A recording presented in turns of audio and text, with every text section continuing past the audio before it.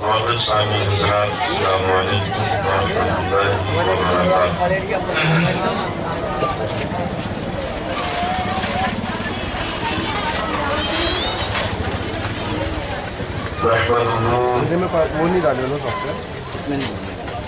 ونصلي ونسلم على رسوله النبي الكريم الرؤوف الرحيم.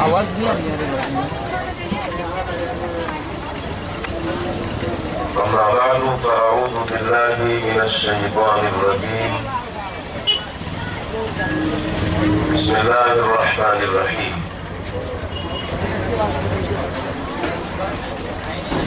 قال الله تبارك وتعالى في القرآن المجيد كما ورد سورة البقرة: الذين ينفقون أموالهم في سبيل الله ثم لا يتبعون ما أنفقوا منا ولا أذى لهم أجرهم عند ربهم ولا خوف عليهم ولا هم يحزنون. وقال النبي صلى الله عليه وسلم: رواه الترمذي رحمه الله. قال النبي صلى الله عليه وسلم: لكل نبي رفيق ورفيقي في الجنة عثمان رضي الله تعالى عنه. صدق الله العظيم وصدق رسوله النبي الكريم الرؤوف الرحيم. سب سے پہلے عقیدت اور محبت کے ساتھ بارگاہ رسالت میں درود پاک کا نذرانہ پیش کریں. صلی اللہ علی النبی الأمی وآلہ صلی اللہ علیہ وسلم. صلاۃ و سلام علیک یا رسول اللہ یا نبی اللہ یا حبیب اللہ. شان سوال فرمائیں.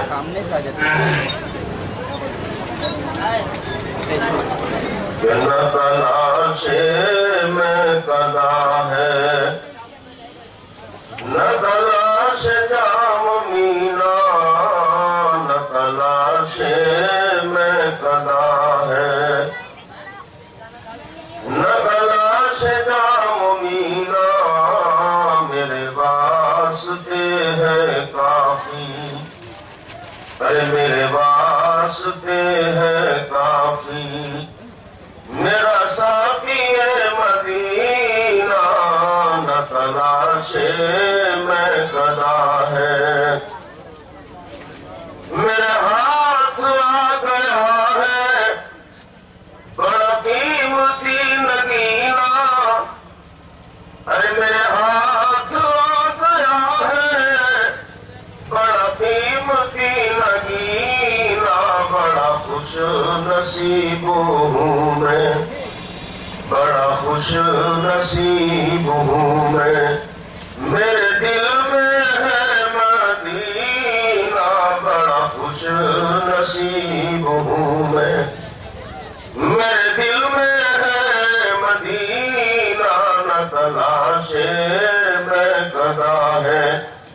اور تیرے جلوے جب سے دیکھے، تیرے جلوے جب سے دیکھے، تجھے سجدے کر رہا ہوں. میں نے تیرے جلوے جب سے دیکھے، تجھے سجدے کر رہا ہوں. تیرا نام لے کے مرنا، ارے تیرا نام لے کے مرنا، تیرا نام لے کے جینا. نہ تلاش میں قضا ہے. اور جدھر آپ ہو کے گزرے، وہ مہک گئی ہے گلیاں. یا رسول اللہ، جدھر آپ ہو کے گزرے، وہ مہک گئی ہے گلیاں. ہے بہارے باغ جنت، ہے بہارے باغ جنت، تیرے جسم کا پسینہ ہے بہارے जन्नत। और तुम्हें अर्श पे बुला के या रसूल अल्लाह, तुम्हें अर्श पे बुला के दिए इल्म के खजाने, तुम्हें अर्श पे बुला के दिए इल्म के खजाने। है जहां का राज जिसमें, अरे है जहां का राज जिसमें, वो है मुस्तफा का सीना। है जहां का राज जिसमें, वो है मुस्तफा का सीना। और मेरा वक्त आखिरी है, चले आओ या मोहम्मद, मेरा वक्त आखिरी है, चले आओ या मोहम्मद। मेरी जिंदगी जो चाहो तो दिखा दो बस मदीना। मेरी जिंदगी जो चाहो तो दिखा दो बस मदीना।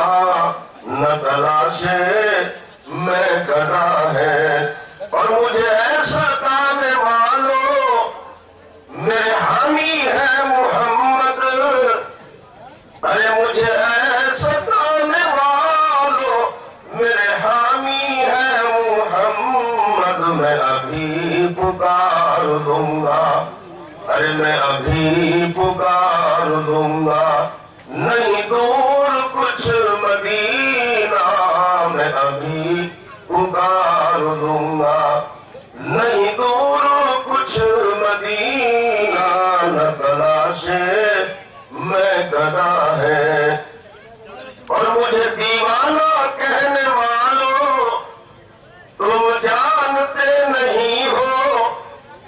अरे मुझे दीवाना कहने वालों तुम जानते नहीं हो। मेरी जुस्तजू मोहम्मद, मेरी जुस्तजू मोहम्मद, मेरी आरज़ू मदीना। न तलाशे मैं कदा है। दो दफा और पढ़ लें। सल्लल्लाहु अलैहि वसल्लम, सलाम सलामन अलैका या रसूलल्लाह, सल्लल्लाहु अलैहि वसल्लम।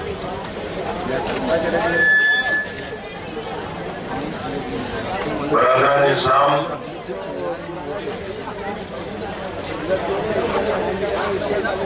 अल्लाह रब्बुल इज्जत ने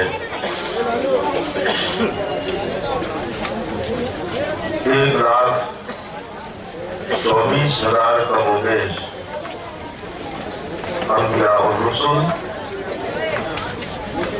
अपने बंदों की हिदायत के लिए भेजे।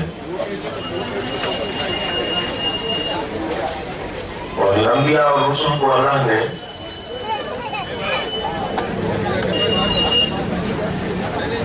साहिब औलाद भी किया, चंद को छोड़कर।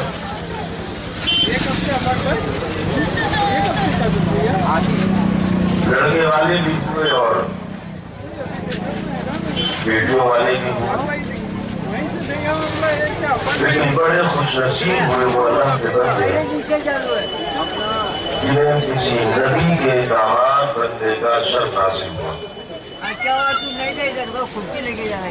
इसलिए किसी नबी का दामाद बनना ये बहुत बड़ा तमगा है। और फिर उससे ज्यादा खुशनसीबी ये है कि वो जिन्हें नबी करीम सल्लल्लाहु अलैहि वसल्लम के दामाद बनने का शर्फ हासिल हुआ।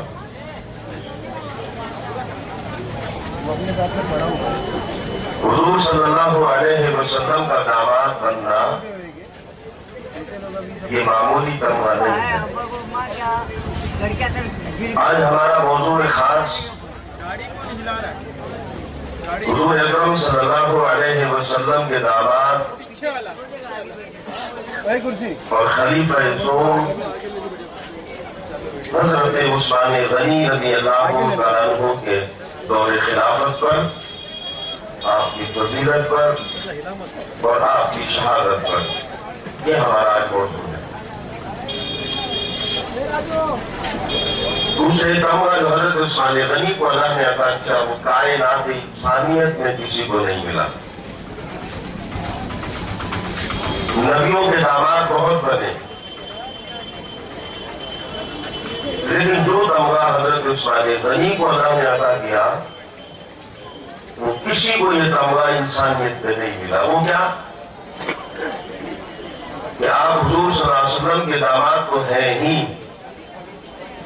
مگر آپ ایسے داماد ہیں کہ جو حضور اکرم صلی اللہ علیہ وسلم کی 2 صاحبزادیاں ایک کے بعد ایک آپ کے نکاح میں ہیں۔ 2 صاحبزادیاں کسی کے نکاح میں کسی نبی کی نہیں ہوئی سوائے حضرت عثمان غنی کی۔ اس لیے آپ کو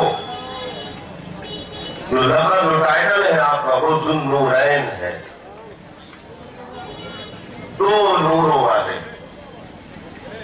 اسی لیے امام اہل سنت مجدد دین و ملت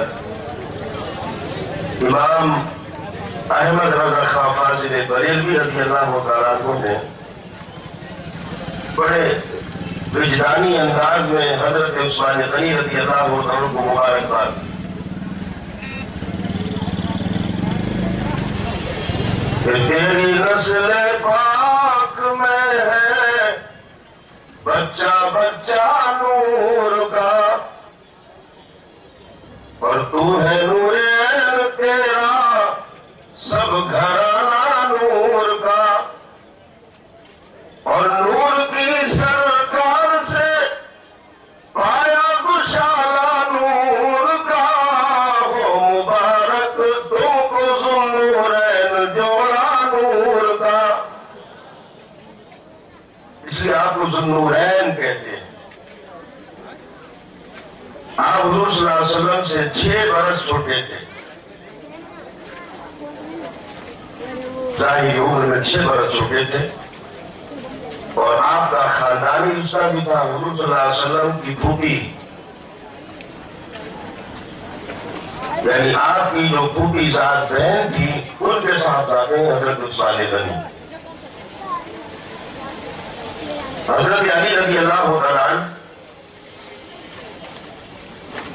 یہ آپ کے داماد ہیں، اور کیونکہ ایک ہی داماد کی بات کر لیں، اور جو حضرت علی داماد ہیں انشاءاللہ ان پر گفتگو ہم کل کریں گے، اور کل سے ہماری گفتگو کا خاص سفر شروع ہو جائے گا اس راستے پر کہ جس مقصد کے لیے یہ 10 روزہ پروگرام کیے جاتے ہیں، کہ کل سے ہماری گفتگو اور اس کا سفر حضرت علی سے شروع ہو کر اور واقعہ کربلا میں انشاءاللہ داخل ہو جائے گا۔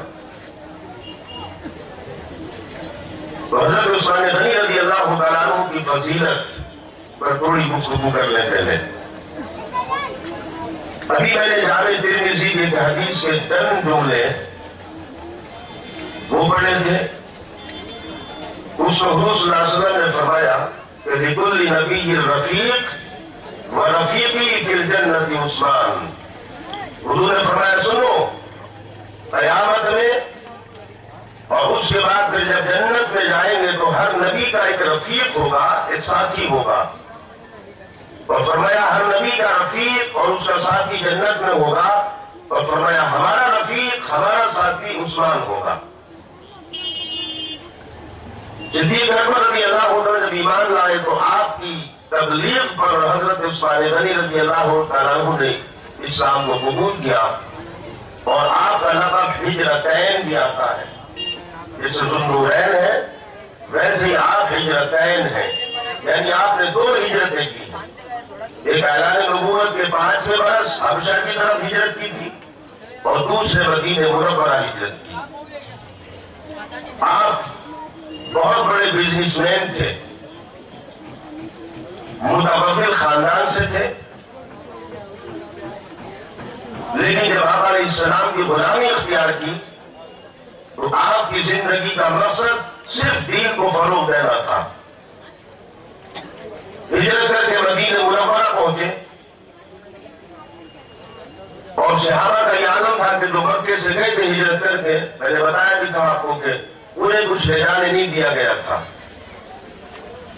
ان کے مکانات پر، جائیداد پر، یہاں تک کہ ان کے پہننے والے کپڑوں تک پہ قبضہ کر لیا گیا تھا، اور جسم پر ایک پھٹا ہوا معمولی سا لباس پہن کر کے مکہ چھوڑ کر مدینہ گئے تھے.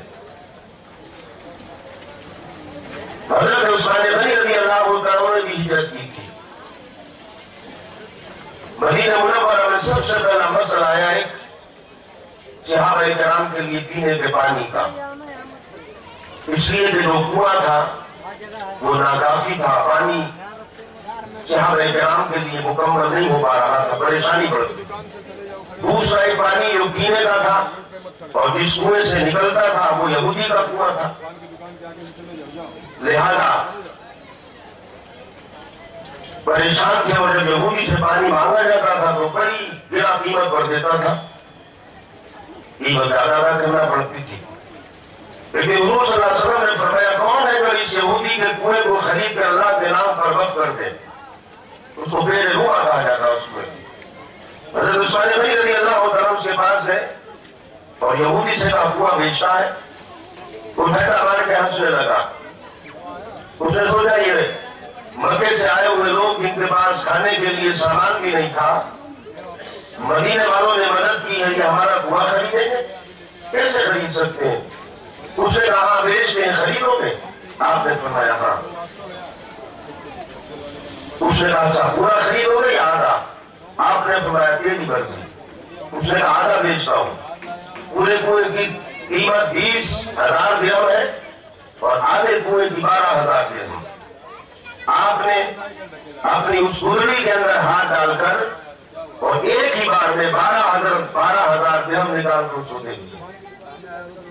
وہ حیرت زدہ تھا کہ وہ کیا گیا، لیکن اسے پتہ نہیں تھا کہ ہمارے سر کی بھری ٹوپیوں پہ طنز مت کر ہمارے تاج عجائب گھروں میں رکھے ہیں.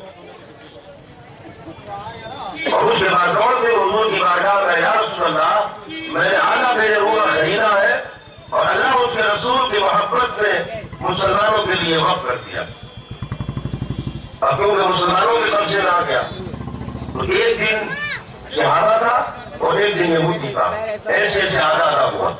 تو جس دن مسلمانوں کا دن ہوتا تھا تو صحابہ مدینے کے غربا کو، پریشان لوگوں کو فری پانی دے دیا کرتے تھے. دوسرے دن یہودی مالک ہوتا تھا. اب کیونکہ غریب پہلے ہی دن سے بھر کر رکھ لیا کرتے تھے، اس کا پانی بکتا نہیں تھا. اس نے چند دنوں کے بعد 8,000 درہم اور لے کر اور حضرت عثمان غنی سے کہا کہ یہ بھی آپ کا ہے. آپ حضور کی بارگاہ میں آیا رسول اللہ، وہ آدھا بھی خریدا اور وہ بھی میں نے اللہ اس کے رسول کی محبت میں، اللہ اس کے رسول کے چاہت میں نے مسلمانوں کے لیے وقف کر دیا. حضور نے فرمایا سنو، عثمان نے اللہ سے جنت خریدی. ایک اور واقعہ ہوا جنگ تبوک کے موقع پر 9 ہجری میں، جو میں نے بتایا تھا آپ کو، جس میں حضرت صدیق اکبر رضی اللہ عنہ بھی چندہ لائے تھے. یہ حضرت عثمان غنی کو جیسے اسرا کہا جاتا ہے. اسرا کہتے ہیں عربی میں بہت تندرستی کو، غربت کو، فاقہ کشی کو. اس لیے یہ وہ لشکر تھا کہ جس میں فاقہ کشی تھی. ایک کھجور، آپ حیرت میں پڑ جائیں گے سن کر، ایک کھجور 3 صحابہ اور 3 دن تک استعمال کرتے تھے. یہ اسرت عالم تھا. اس نے منہ میں تک رکھ لی، اس نے کچھ گھما کے گلوکوز دے دیا، اس کا دوسرے بھائی کو دے دی. اس نے 3 دن تک ایک کھجور 3 صحابہ کے منہ میں گھما کرتی. یہ عالم تھا. حضور نے فرمایا کون ہے جو اللہ کی راہ میں چندہ دے گا؟ اور پوری دنیا نے اعلان کیا تھا کہ اسلام کو مٹائیں گے. حضور کے صحابہ موجود تھے. حضرت عثمان غنی کھڑے ہوئے، یا رسول اللہ میری طرف سے 100 اونٹ میں ساز و سامان کے میں نے دیے. حضور نے پھر تبلیغ فرمائی، پھر کھڑے ہوئے، یا رسول اللہ میں نے 200 دیے، پھر کھڑے ہوئے 300 دیے، یہاں تک کہ 1000 اونٹ میں ساز و سامان کے حضرت عثمان غنی رضی اللہ عنہ نے اللہ اس کے رسول کی محبت کے دین کے لیے دیے تھے. اس وقت حضور نے پھر فرمایا میرے عثمان نے 2 مرتبہ اللہ سے جنت خریدی ہے. ایک مرتبہ غیر روحا خرید کر اور دوسرے ہاتھ چندہ دے کر. اور اس کے بعد میں یہاں پر فرمایا عثمان جہاں مجھے جھوٹ ہے، میرا کوئی بھی عمل مجھے نقصان نہیں پہنچا سکتا. یہ حضرت عثمان غنی ہے۔ الغرض جس سے میں نے کل بتایا تھا آپ کو کہ 26 ذی الحجہ کو اور 23 ہجری کا آخری مہینہ ہے سال کا، اور چند دن باقی ہیں۔ نماز فجر میں منافقانہ طور پہ ایک بہت بڑی سازش کے تحت حضرت عمر رضی اللہ تعالیٰ عنہ پر قاتلانہ حملہ ہوا، آپ زخمی ہوئے، قاتل پکڑا گیا، لیکن جب تک یہ پتا چلتا کہ اس کے پیچھے کس کا ہاتھ تھا، کون سی طاقت کام کر رہی تھی اور کس کا یہ مین پلان تھا، قاتل نے اپنے ہی اسی خنجر سے جس سے وار کیا تھا حضرت عمر رضی اللہ تعالیٰ عنہ کے اوپر، اس نے اسی خنجر سے خودکشی کر لی، قرآن اس کے سینے میں دفن ہو کر کے چلا گیا۔ آپ نے فوراً خلافت بورڈ کی میٹنگ بلائی اور ایک کمیٹی کی تشکیل دی اور فرمایا مسلمان جس کو ان میں سے بہتر سمجھیں اسے خلیفۃ المسلمین تسلیم کر لیں اور مملکت اسلامیہ کی بابر اس کے ہاتھ میں دے دیں۔ ان میں حضرت عثمان غنی تھے، حضرت علی تھے، حضرت سعد بن وقاص تھے، حضرت عبد الرحمن بن عوف تھے، حضرت طلحہ تھے اور حضرت زبیر رضی اللہ عنہ، یہ 6 افراد تھے۔ مسلمانوں نے متفقہ طور پر اسی منہاج، اسی طریق پر کہ جس منہاج اور اس طریق پر خلافت اور ان کے ہاتھ پر بیعت کی بھی صدیق اکبر ہو، فاروق اعظم ہو، اسی منہاج اور طریق پر تمام مسلمانوں نے حضرت عثمان غنی رضی اللہ عنہ کے ہاتھ پر بیعت کر لی اور آپ مسلمانوں کے تیسرے خلیفہ بن گئے۔ 24 ہجری ہے، جیسی 24 ہجری کا سفر شروع ہے، سال گزرتا ہے اور 25 ہجری جب آتی ہے تو رومیوں نے پھر مصر پر حملہ کر کے مصر کو چھین لیا۔ حضرت عمر بن عاص رضی اللہ عنہ گورنر ہیں، 3 دن وہ قابض رہے رومی، لیکن 4تھے دن حضرت عمر بن عاص رضی اللہ عنہ نے حملہ کیا اور دشمن کو شکست ہوئی، مصر پھر مسلمانوں کے قبضے میں آ گیا۔ 26 ہجری آئی، اس سال بھر میں بہت سارے فتنے اٹھے لیکن سارے فتنے دب گئے۔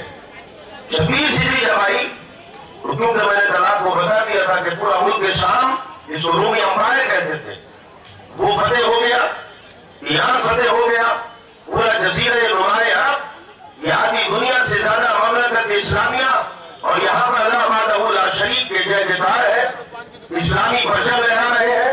لیکن جب 26 ہجری آئی ہے تو ایک ایسا علاقہ جو دنیا کا وہ بھی بہت بڑا علاقہ مانا جاتا تھا، حضرت عثمان غنی رضی اللہ تعالیٰ عنہ نے حضرت عبداللہ ابن عباس، حضرت عبداللہ ابن عمر جیسی شخصیتوں کو شامل کر کے ایک لشکر بھیجا، کہا جاؤ افریقہ چلے جاؤ۔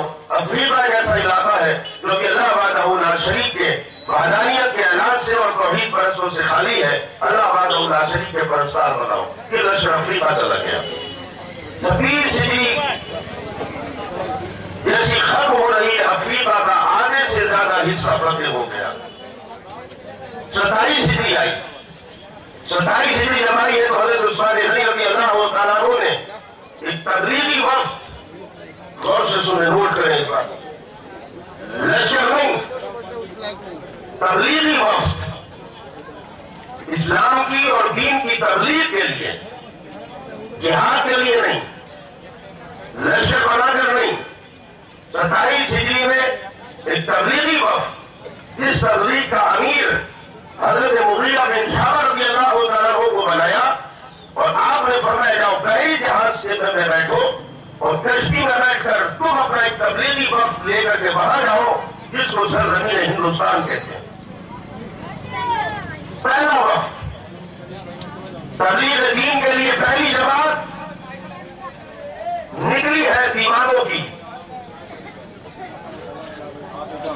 یہ تبلیغی جماعت کہاں کے لیے گئی تھی؟ سرزمین ہند آئی تھی، کن لوگوں کے لیے آئی تھی؟ ان کے لیے آئی تھی جو اسلام کو جانتے نہیں تھے، ان کے لیے آئی تھی جو اللہ وحدہ لا شریک کا مفہوم نہیں سمجھتے تھے۔ یہ جماعت ان کے لیے آئی تھی، تاریخ اسلام میں پہلی بار ایک جماعت نکلی تبلیغ دین کے نام سے، لیکن دین کی تبلیغ کرنے کے لیے ان کے پاس ہوتی تھی جو पहचानते नहीं थे, अल्लाह को जानते नहीं थे।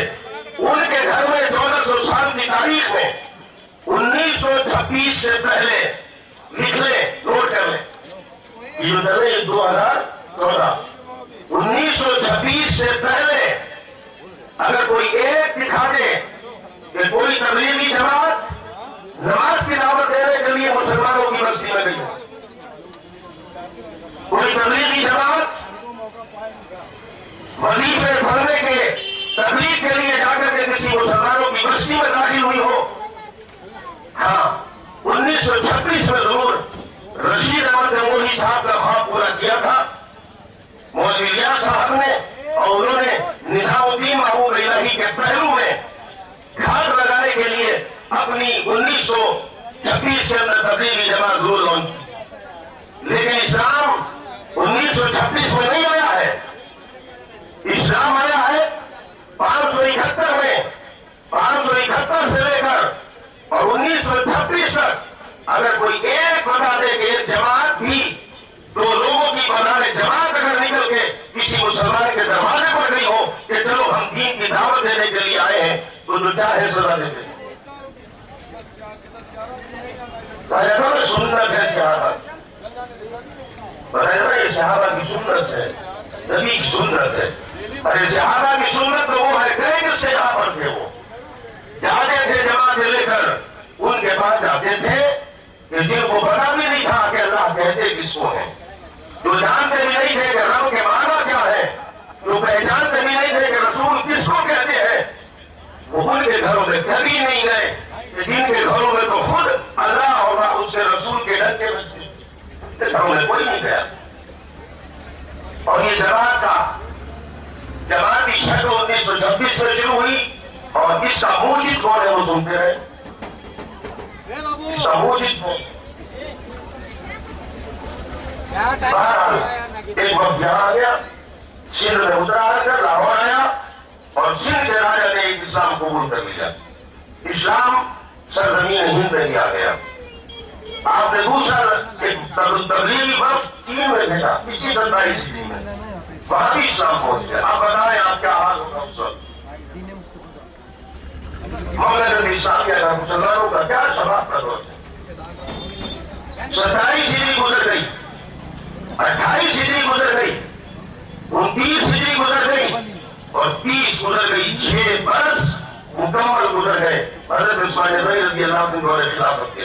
और शर्क से बाद जनूब से शिमाल तक एक ही आवाज आती थी, भले ही वो अपने किसी और मजहब पर कायम था, कलमा नहीं पढ़ता था, लेकिन एक आवाज आती थी हर तरफ से, वो कहता था कि खुदा की इज्जत की कसम, इंसानियत को जो अमन, इंसानियत को जो इंसाफ और इंसानियत के हुकूक जो नबी करीम सल्लल्लाहु अलैहि वसल्लम के लाए हुए दीन से मिला है, वो किसी और मजहब से नहीं मिला है। ये दौर था इस्लाम का, ये तारीख चल रही। अब आप मैं फिर गुजारिश करूं, बड़े अपने शहरों को हाजिर और नाजिर रख करके सुने। अब तक की तारीख में आपने क्या सुना? मैदान बदर भी आपने देखा, मैदान उहद भी आपने देखा, खैबर भी देखा, फतह मक्का भी देखा। 13 बरस नबी करीम सल्लल्लाहु अलैहि वसल्लम का वो दौर भी देखा। सारी चीजें आप देखते चले आ रहे हैं, लेकिन आपने एक बात देखी होगी कि अगर 3 साल तक सोशल बाइकाट अबू जहल की पार्टी ने किया था, तो सामने से दुश्मनी की थी मुस्तफा से, मुस्तफा का दिया हुआ नाम रखकर मुस्तफा को धोखा नहीं किया था। अगर मैदान बद्र में अगर अबू जहल लश्कर लेकर के आया था, तो सामने से आया था और उसने ऐलान किया था कि हम मजहब इस्लाम को नहीं मानेंगे, न आपकी रिसालत को मानेंगे, मुकाबला करेंगे। दुश्मन बन के सामने से आया था, दुश्मन बन के आया, सजा क्या मिली आप जानते हैं। पूरी तारीख जो अब तक पड़ी है 30 हिजरी तक, आप एक बात यह नहीं दिखा सकते कि जिसने दुश्मन ने आकर हमारे बाजू में खड़े होकर ये कहकर के हमें मारा हो कि हम बुरा, ये कहकर के नहीं मारा। अगर फिरोज लूलू ने भी मारा, अचानक मार दिया, खलीफा दो को हमला अचानक किया, اس نے کیا مناسب تھا لیکن اچانک کر دیا اس نے. آئیے 30 ہجری تک مملکت اسلامیہ کا شباب ہے. 31 ہجری آتی ہے 31 اور اس تاریخ اسلام کو جس کا جی چاہے جس کی لکھی ہوئی چاہے کتاب پڑھ لے, جس کی چاہے پڑھ لے. عرب میں اگر لکھی گئی تاریخ اسلام اسے پڑھ لے, ہند میں اگر کسی نے لکھی ہے تاریخ اسلام اسے پڑھ لے, شام میں لکھی اسے پڑھ لے, ایران میں لکھی اسے پڑھ لے. جس جگہ کی اور جس شخص نے بھی تاریخ اسلام لکھی ہے اس تاریخ اسلام کو پڑھ لے اور 31 ہجری کا باب پڑھ لے. 31 ہجری میں کیا ہوا؟ 31 ہجری آئی حضرت عثمان غنی رضی اللہ عنہ کی خلافت شباب پر ہے. افریقہ کا آدھے سے زیادہ حصہ فتح ہو چکا ہے اور آدھی دنیا سے چھوٹا سا علاقہ رہ گیا, پوری دنیا پر اسلام قائم ہو گیا. اللہ نے مسلمانوں کے حوالے کر دیا. اب دشمن نے یہاں سے بہت خطرناک ایک پلان بنایا. اس نے کہا سامنے سے مت جاؤ, یوں کر لو, واپس آؤ, پلان بناؤ. ہم نے ہر حملہ کر کے دیکھ لیا. ہم نے جنگے خندق میں بھی دیکھا. ہم سمجھتے تھے کہ مصطفیٰ کے غلام بھاگ جائیں گے, مگر ہم نے اپنی آنکھوں سے دیکھا کہ بھوک سے نڈھال تھے مگر پیڑوں سے پتھر بنے ہوئے تھے. مگر ہر ایک شخص کی زبان سے ایک ہی آواز آ رہی تھی کہ ہم ٹک گئے ہیں, ہم محمد مصطفیٰ کے ہاتھ پر عمر بھر باقی رہے گا اپنا یہ عزم جہاد. اب ان سے مقابلہ کرنا کسی مائی کے لال کی بس کی بات نہیں ہے. مقابلہ کرنا ہے تو پالیسی کو چینج کرنا پڑے گا, پالیسی کو بدلنا پڑے گا. 31 ہجری آتی ہے, ایک شخص کو تیار کیا جاتا ہے, بہترین عربی سکھائی جاتی ہے, بہترین قرآن پڑھایا جاتا ہے, بہترین حدیث کا ماہر بنایا جاتا ہے.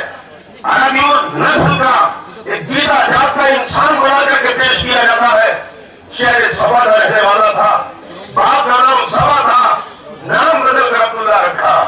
عبداللہ ابن سبا, نوٹ کرتے, عبداللہ ابن سبا. 31 ہجری مدینے میں آیا ہو, عربی بولتا ہوا, قرآن پڑھتا ہوا, حدیث پڑھتا ہوا, امیر المومنین کے پیچھے نماز پڑھی مسجد میں. اگلی صف میں آیا اور اگلی صف میں کھڑا ہو کر نماز پڑھی اور نماز سے فارغ ہو کر جب سارے لوگ مل کر اپنے اپنے گھروں کو چلے گئے, یہ تنہائی امیر المومنین سے ملا, ہاتھ چومے اور کہا کہ میں نیا اسلام لایا ہوں, مسلمان ہوا ہوں, میں مصطفیٰ کا دیوانہ ہوں. مجھے اب چلتے پھرتے اٹھتے بیٹھتے دائیں بائیں مجھے مصطفیٰ کی محبت کے علاوہ کسی چیز میں مزہ نہیں آتا. اب نہ کھانے کو جی چاہتا ہے, نہ سونے کو جی چاہتا ہے, بس مصطفیٰ کی محبت میری غذا بن چکی ہے, میری نیند بن چکی ہے, میرا آرام بن چکا ہے. جب اس نے یہ کہا کہ میں مصطفیٰ کا دیوانہ ہوں, آپ نے فرمایا کیا چاہتے ہو, ہم سے کیا چاہتے ہو؟ اس نے کہا مجھے اتنی اجازت دے دیں کہ ہم میں اپنے شہر واپس نہیں جاؤں گا لوٹ کے, مجھے موت بھی آئے تو مدینے میں آئے, میں مدینے میں رکنا چاہتا ہوں. آپ نے فرمایا اچھا تو مدینے میں رکنا چاہتا ہے تو مصطفیٰ کا دیوانہ ہے. آپ نے فرمایا اتنی چھوٹی سی بات, اگر تو عثمان سے کہے تو اپنا سینہ پھاڑ دوں, میرے دل پہ رہ لے تو کیا بات کرتا ہے, یہ مدینے میں رہتا رہا. ہفتہ گزرا, مہینہ گزرا, سن لیں سب سے اگلی صف میں نماز پڑھتا تھا, بالکل امیر المومنین کے پیچھے.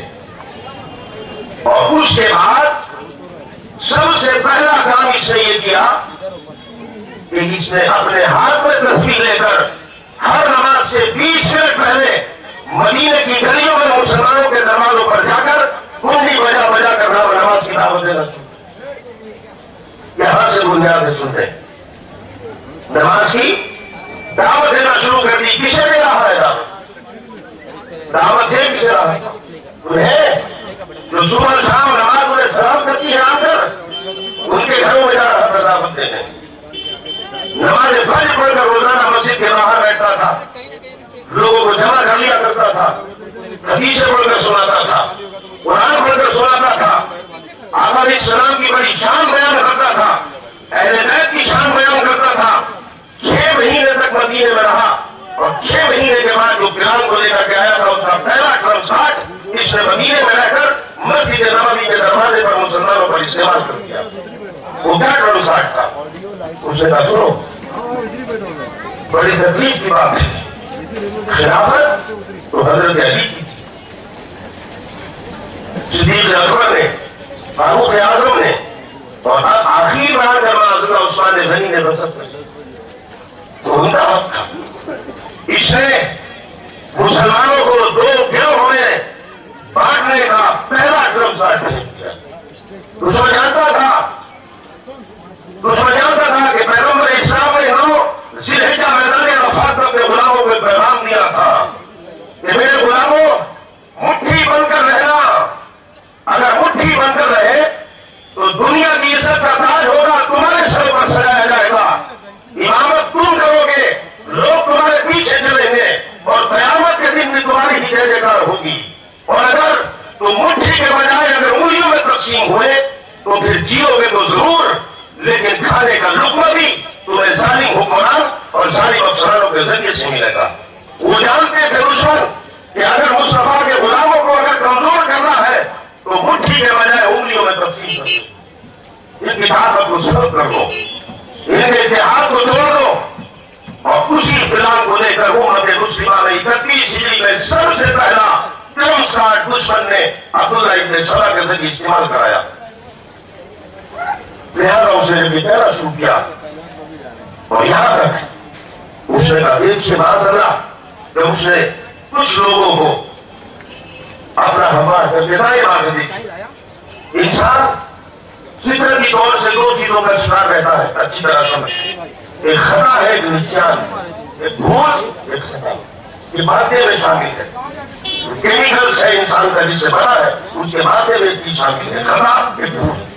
इसकी भोली भाली बातों पे कुछ लोग आ गए और फिर इसने प्लेन कराना शुरू कर दिया। उन रूमियों का जो भाग करके चले गए थे वो इस्लामी लबादा पहनकर कोई मक्का में आकर बसने लगा, कोई मदीना में बसने लगा, कोई बसरा में, कोई कूफा में। इस सवाई ग्रुप तैयार होने लगा और नमाज़ें सबसे आगे बढ़ने लगा। मदीने में रहा, मदीने से निकलकर मक्का पहुंच गया, वहां रहा, मक्का से बसरा पहुंचा, दमिश्क पहुंचा और मिस्र में जाकर कैटा बना दिया और अपना एक सवाई ग्रुप तैयार कर दिया। इसने वक्त गुजरता रहा, 34 हिजरी आ गई, 34 हिजरी में यहां चढ़ने के लिए पूरे सवाई ग्रुप को लेकर के आया। पूरे सवाई ग्रुप को अमीर साहब थे, बड़े नेक नजर आते थे। सफा मरवा की दौड़ लगाई, इराक के कुछ मुसलमान दौड़ लगा रहे थे सफा मरवा की। एक ने कहा भाई जल्दी करो, 34 हिजरी सुने, जल्दी करो, सफा मरवा की दौड़ भी लगा लो और अब फरागत हासिल करके जल्दी से अपने काम करो कि मदीना मुनव्वरा चलो। हुजूर की बारगाह में हाजिरी नहीं दी है अभी और हज उसी वक्त होगा जब मुस्तफा की बारगाह में पहुंचे। इसने सुना, बुलाया, कहा तुमने कहा जाने मदीना मुनव्वरा, मदीना जाओ किस काम के लिए? उनकी बारगाह में जाएंगे। सबसे पहले सुन ले, हुजूर सल्लल्लाहु अलैहि वसल्लम की बारगाह की हाजिरी के लिए सबसे पहले किसी ने अगर शिर्क का, किसी ने अगर बिदअत का और कुफ्र का फतवा लगाया तो इन सारी पार्टियों के जद्दे आला अब्दुल्लाह इब्न सबा ने लगाया था 24 दौड़ कर ले पढ़ने आए शिर्क हुजूर की बारगाह में लगा। बिल्कुल आप जानते नहीं मैं कितना बड़ा आलिम हूं, मैंने कितने इस्लाम की खिदमत करता फिर रहा हूं, मैं दर बदर, आप मेरी बात को झूठा समझोगे? उसने कहा शिर्क है डाला। आज भी है ना, आज भी हो। याद रखिए, औलाद मेरे छात्र से बताया जाता, औलाद एक सुनती होती है, नुस्खे की औलाद एक होती नुस्खे से होता है। दूसरा बेटा उसकी बेटी ऐसी नुस्खा कहलाता है, सुनती। और एक होती रूहानी औलाद, पैरोकारी औलाद, जो किसी की पैरोकारी करता है, याद रखें वो भी औलाद मानी जाती है। जो शैतान की पैरोकारी करता है वो शैतान की रूहानी औलाद मानी जाती है।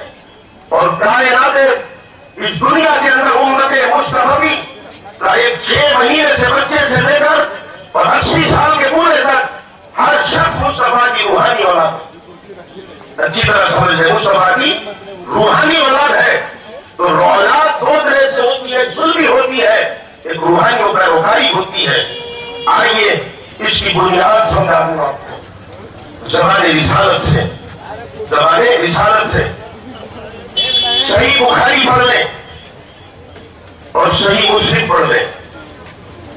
بات اسٹوری کی نہیں ہے، this is not a story but this is related by hadith, Bukhari and Muslim and Tirmidhi, Ibn Majah, Nasai, all books hadith، کل کتب ہے۔ اس روئے زمین پر جو بھی ذخیرے حدیث ہے، کوئی کتاب ایسی دکھا نہیں سکتے جس میں یہ حدیث نہ ہو جو میں پڑھتا ہوں۔ یاد رکھیں، بخاری میں 17 جگہ، مسلم میں 11 جگہ، اور کوئی کتب حدیث نہیں۔ حدیث کیا ہے؟ حضور اکرم صلی اللہ علیہ وسلم مال غنیمت تقسیم فرما رہے ہیں۔ مال غنیمت، راوی حضرت ابو سعید خدری ہے، ایک راوی حضرت علی ہے، حضرت عمر ہے، خالد بن ولید ہے، ابو ہریرہ ہے، انس ہے۔ وہ کہتے ہیں کہ حضور مال غنیمت تقسیم فرما رہے تھے، لوگوں کو دے رہے تھے۔ حضرت ابو سعید خدری کہتے ہیں بابا رجل اسمہ ذوالخویصرہ التمیمی، ایک شخص آیا جس کا نام ذوالخویصرہ التمیمی تھا، اور وہ لوگوں کو ہٹا کر آگے بڑھا اور جا کر کے انگلی کا اشارہ کر کے اس نے کہا اتقوا اللہ واتقوا محمد صلی اللہ علیہ وسلم، اللہ سے ڈریں اور انصاف کریں۔ جب اس نے یہ کہا تو مسلم کی روایت ہے کہ فاروق اعظم تلوار لے کر کھڑے ہو گئے، بخاری کی روایت ہے کہ حضرت خالد بن ولید کھڑے ہو گئے۔ حضور نے فرمایا نہیں، مارو مت اس کو۔ حضور نے فرمایا تو مجھ سے کہتا میں انصاف کروں؟ ارے اس روئے زمین پر مصطفیٰ سے بڑھ کر بھی کوئی انصاف کرنے والا ہے؟ مجھ سے کہتا ہے اللہ سے ڈروں، اس روئے زمین پر اللہ سے ڈرنے والا مجھ سے بھی کوئی ہے برکت؟ اس کے بعد وہ چلا، اور جب چلا تو سنے، حضور نے فرمایا اس کو پہچان لو، اس کو پہچان لو۔ حضرت ابو سعید خدری کہتے ہیں ہم نے اس کو دیکھا، جب دیکھا تو وہ کہتے ہیں فبال العینین، اس کی آنکھیں دھسی ہوئی تھی، آنکھیں دھسی ہوئی تھی، قد اللحیہ، داڑھی بہت گھنی اور بڑی تھی، مشمر الازار، اور اس کا جو تہبند تھا وہ آدھی پنڈلیوں تک تھا، آدھی پنڈلیوں تک تھا، معلوق الراس، اور اس کا سر اڑا ہوا تھا۔ یہ کسی مولوی کی کتاب نہیں ہے، یہ بخاری اور مسلم کی متفق علیہ حدیث ہے، اور یہ کسی مفتی کا فرمان نہیں ہے۔ یہ وہ ذات رہی ہے جو 24 گھنٹے مصطفیٰ کو دیکھتے تھے۔ حضرت ابو سعید خدری کہہ رہے ہیں، حضرت ابو سعید خدری کہہ رہے ہیں سر اڑا ہوا تھا، معلوق الراس، قد اللحیہ، داڑھی بڑی ہوئی تھی، مشمر الازار، اور اس کی جو پنڈلی آدھی پنڈلیوں تک اس کا تہبند اس کا ازار، اور اس کے بعد وہ چل پڑا۔ اور امام احمد بن حنبل اپنی المسند کے اندر اس حدیث سے دوسرے طرق سے لا کر لوگوں نے بیان کیا کہ اس کی پیشانی پر ایک کالا گھٹا تھا۔ کون ہے امام احمد؟ کالا گھٹا تھا، پڑھ لے۔ جب وہ چلا تو نے فرمایا پہچان لیا اس کو؟ حضرت ابو سعید خدری کہتے ہم نے کہا یا رسول اللہ پہچان لیا اس کو، پہچان لیا۔ انہوں نے فرمایا سنو، اس کی نسل میں ایسے لوگ ہوں گے یحکم احدکم صلاتہ مع صلاتہم وصیامہ مع صیامہم، ایسے ہوں گے کہ اپنی نمازیں تو ان کے سامنے سمجھو کہ ہے ہی نہیں، صلاتہ مع صلاتہم، ان کی نمازیں دیکھ کر اس کی نسل میں جو لوگ ہوں گے ان کی نمازوں کو دیکھ کر سمجھو کہ نمازیں ہی نہیں ہماری، وصیامہ مع صیامہم، اور ان کے روزوں کو دیکھ کر سمجھو کہ ہم نے روزے ہی نہیں رکھے۔ آئے ہیں کس سے کہہ رہے ہیں؟ صحابہ سے۔ ذرا غور کریں آپ، صحابہ سے بھائی صحابی سے پڑھ کر بھی کوئی نماز پڑھ سکتا ہے؟ صحابی سے پڑھ کر بھی کوئی روزے کا حق ادا کر سکتا ہے؟ نہیں کر سکتا۔ آگے میرے آقا نے فرمایا ان کا قرآن ایسا ہوگا تم سمجھو کہ ہم سے قرآن ہی پڑھنا نہیں آتا۔ آپ صحابہ سے فرما رہے میرے آقا اپنی نمازیں ہیٹ سمجھو گے، روزے ہیٹ سمجھو گے، قرآن ہیٹ سمجھو گے۔ میرے آقا نے فرمایا سب کچھ ہوگا، اخلاق بڑے اچھے ہوں گے، بڑے اچھے اخلاق ہوں گے، بڑے دور سے سلام کرنے والے ہوں گے۔ یہ میں نہیں بول رہا ہوں، ہو بہو بخاری اور مسلم کے الفاظ کا خلاصہ آپ کے سامنے کرتا ہوں، پڑھ لینا۔ اگر کسی کو شک ہے وہ رات بھر مسلم اور بخاری پڑھے، کتاب الاذان پڑھے، کتاب التوحید پڑھے، کتاب المغازی پڑھے، کتاب الصلاۃ پڑھے، پورے بابوں کو پڑھ کر اور اس کے بعد مجھے بتائے کہ میں نے صحیح کہا ہے یا غلط کہا ہے۔ اگر ایک جملہ بھی حدیث کے خلاف اگر بول جاؤں تو سزا آپ طے کر لینا، بھگتنے کے لیے میں تیار ہوں۔ انہوں نے فرمایا بڑے اچھے اخلاق ہوں گے، ویلفیئر سوسائٹیز کا کام بھی بہت کریں گے، لوگوں کی مدد بھی بہت کریں گے۔ چلنے میں دیکھو گے تو بڑے عاجزانہ انداز میں چلیں گے، بڑے پیارے انداز میں چلیں گے، سب کچھ کریں گے۔ صحابہ نے پوچھا میرے آقا پھر کیا ہوگا؟ پھر کیا ہوگا؟ حضور نے فرمایا یمرق الدین کما یمرق السامی من الرمیہ۔ حضور نے فرمایا ہوگا سب کچھ مگر ایمان ان کے دل سے ایسے نکل جائے گا جیسے تیر کمان سے نکل جاتا ہے، جیسے تیر کمان سے نکل جاتا ہے ایسے نکل جائے گا ایمان ان کے دل سے۔ کیوں؟ ارے کیا کر دیا؟ کر کیا دیا؟ جملہ کو بڑا اچھا بولا تھا، اللہ سے ڈریے، یہ کہنا کوئی غلط تو ہے نہیں، انصاف کیجیے، یہ تو تبلیغ کی بات ہے نا، بھائی کوئی جملہ تو غلط ہے نہیں، لیکن کہہ کس سے دیا؟ بات غلط نہ تھی، بات تھی صحیح تھی، تبلیغی جملے تھے، نصیحت کے جملے تھے، مگر کہہ کس سے دیا؟ اس سے کہہ دیا کہ جہاں انصاف جس کی دیوڑی پر پڑا رہتا ہے، اس سے کہہ دیا تقویٰ کہ جس کی صحبت سے گزرنے والا تقویدار بن جاتا ہے۔ تنقید کر دی مصطفیٰ پر، رسالت پر تنقید کر دی، رسالت کی بے ادبی کر دی، گستاخی کر دی۔ مصطفیٰ نے فرمایا نمازیں، روزے، حج، زکات، قرآن سب کچھ ہوگا مگر بے ایمان ہوں گے، مگر بے ایمان ہوں گے۔ کسی بڑے گھر کی سوچ ایمان اور عمل کا تقابل ہوگا، یہ سمجھ لینا۔ اس حدیث سے یہ مت سمجھ لینا معاذ اللہ کہ عمل کا تقابل کر کے کوئی غلط فہمی ہو جائے۔ میں بتا رہا ہوں عظمت رسول کی بات، محبت رسول کی بات۔ یہ بخاری کی حدیث میں نے پڑھ دی، 20 حدیث ہے۔ آئیے پھر ایک بخاری کی حدیث دیتا ہوں آپ کو، پھر ایک بخاری، اور دیکھیں کہ کون ہے دراصل بارگاہ خداوندی میں مقبولیت کا جو مدار ہے، جو کمپلسری جو چیز ہے وہ کیا ہے؟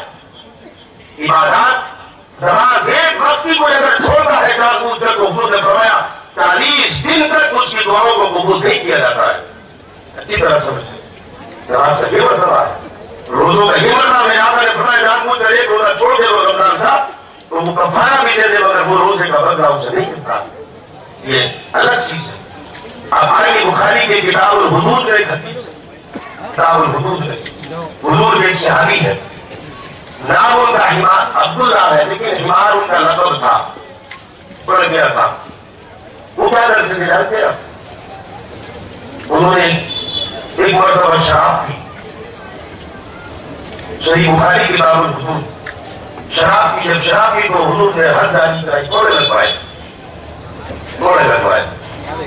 پھر چند دنوں کے بعد پھر کی، حضور نے پھر کوڑے لگوائے، چند دنوں کے بعد پھر پی، پھر کوڑے لگوائے۔ 3 بار حد جاری ہوئی، اور 3 بار جب حد جاری ہوئی تو حضور کو اپنے حجرے مبارک میں چلے گئے، اور وہ عبداللہ جن کا لقب حمار تھا وہ مسجد میں تھے اور سارے صحابہ بیٹھے، صحابی کی زبان سے جملہ نکل گیا، اللہ کی لعنت ہو تجھ پر، اللہ کی لعنت ہو تجھ پر۔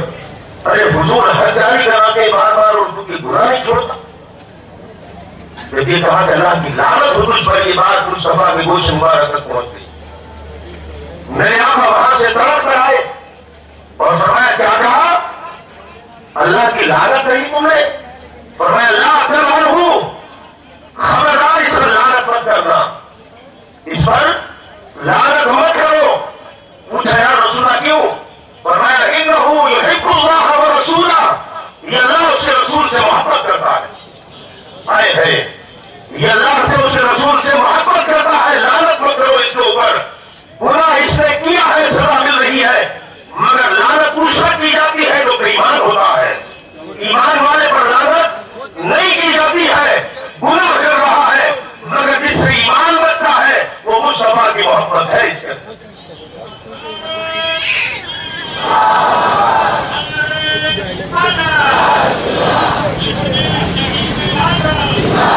جانتے ہو ان کی عبادت کیا؟ کوئی بتا دو. حضرت عبداللہ کرنے پیاری عبادت کیا تھی وہ بھی سن لیں. بڑی پیاری عبادت کرتے تھے وہ، بہت پیاری عبادت تھی. عبادت ان کی یہ تھی کہ وہ صبح کو گھر اپنے ناشتہ واشتہ کر کے لوگ کھاتی کے حضور کی مجلس لگائے جاتے تھے. بس یہ کام کرتا. اب لوگ بھی آتا تھا حضور کی بار کرتا دکھنا گسا تھا، یا رسول اللہ میرا یہ ہو گیا، خدا کا یا رسول اللہ میرا یہ ہو گیا. وہ کیا کرتے تھے؟ سوچتے رہتے تھے. تھوڑی دیر کے بعد کوئی لطیفہ سنا کر حضور کو ہنساتے تھے. بس آئے گئے وہ کہتے تھے سب محبوب کو دکھنا سنانے آتے ہیں، کبھی کوئی محبوب کو نہیں ہنساتا. بس وہ حضور کو ہنسا دیا کرتے. یہ عبادت تھی. تھوڑی دیر کے بعد کوئی لطیفہ چھوڑا اور حضور مسکرا دیا کرتے تھے. اور جو حافظ ابن کثیر کو ایک بڑا عجیب بات کہتا تھا تفسیر. انہوں نے کہا کہ وہ ایک مرتبہ جا رہے تھے دیہات میں ملک شام کی طرف سے. حضور کی بارگاہ میں گیا رسول اللہ، میں جا رہا ہوں شہد لاؤں گا آپ کے لیے، میں شہد لے کر جاؤں. حضور نے فرمایا ہمیں ضرورت نہیں ہے، تو اپنا سفر نہیں ہے رسول اللہ، مجھے لانے دینا ہے آپ کو لینا پڑے گا رسول اللہ. لاؤں گا. حضور نے فرمایا ٹھیک ہے لے آؤں گا. آپ نے کوئی لوٹ رہا ہے تو شہد حضور کی بارگاہ میں دے دیا. جب انہوں نے شہد دیا حضور نے شہد دے دیا. اب چند دنوں کے بعد جس سے شہد لائے تھے ادھار وہ آ گیا بستی میں. جب وہ دروازے پر پہنچا اس نے کہا ہمارے شہد کے پیسے کو، تو بولے تھوڑی دیر کو اپنا بس وہ حضور کی بارگاہ آئے. صحابہ بیٹھے بندے کہا یا رسول اللہ وہ شہد کے پیسے دیتے. حضور نے فرمایا کون سے شہد سے بھائی؟ یا رسول اللہ ہم نے لاگت دیا تھا آپ کو. حضور نے فرمایا بھائی آپ ہم کو سمجھے تم خود لائے ہو، ہم نے تو منع کیا تھا. انہوں نے نہیں وہ لا دیتے مگر پیسے تو آپ کو دینا پڑے گا. مجھے مطلب کو حضرت انس کہتے ہیں کہ حضور اتنا مسکرائے کہ حضور کے نظارے مبارک بھی تھے. یہ ان کی عبادت، یہ عبادت تھی.